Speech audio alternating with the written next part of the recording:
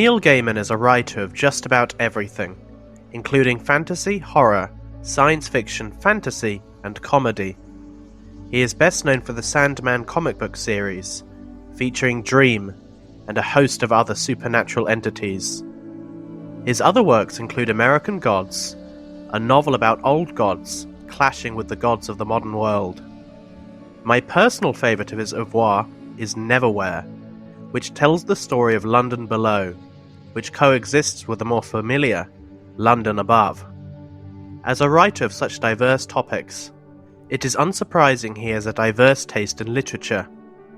Among his favourite books are Bleak House by Charles Dickens and Horns by Joe Hill.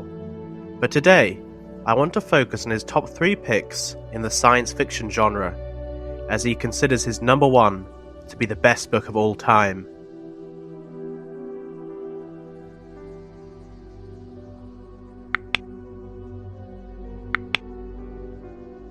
In joint second place is Neuromancer by William Gibson. This is the book that set the stage for cyberpunk and every dystopia since then. It was the primary inspiration for the Matrix series, and most of the characters have their equivalent in the novel. This would be my personal choice for the greatest science fiction of all time, because no other dystopia has matched its poetry and prescience. It predicted the rise of the internet and even coined the term cyberspace. What's more, it showed corporations becoming more powerful than governments, and hacking becoming a crime that would dominate the future, a perfect fusion of hard-boiled detective fiction and bleak commentary. I'd recommend it to anybody, especially in light of its bittersweet ending. Next, we have The Left Hand of Darkness by Ursula Le Guin, a beautiful story about a human who reaches out to befriend a planet of aliens.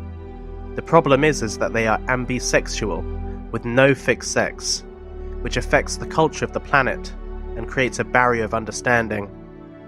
Considered a landmark in the field of feminist literature, Le Guin aimed to eliminate gender to find out what was left.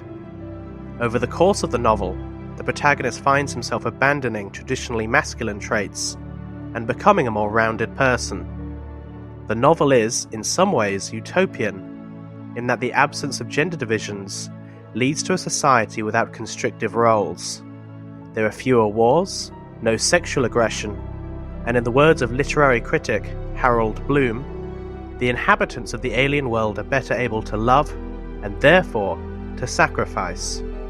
And at number 1, we have Neil Gaiman's pick for the greatest novel of all time, The Shadow of the Torturer by Gene Wolfe. Is the first in a series of 4 books called The Book of the New Sun.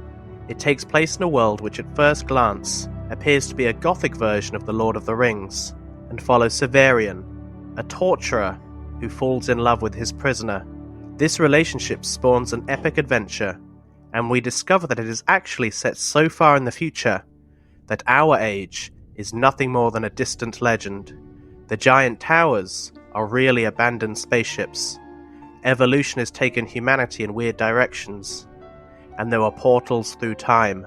Often called science fiction for intellectuals, it's more than worth reading, not just for the quality of the language, but for its portrayal of optimism in what is literally humanity's darkest hour.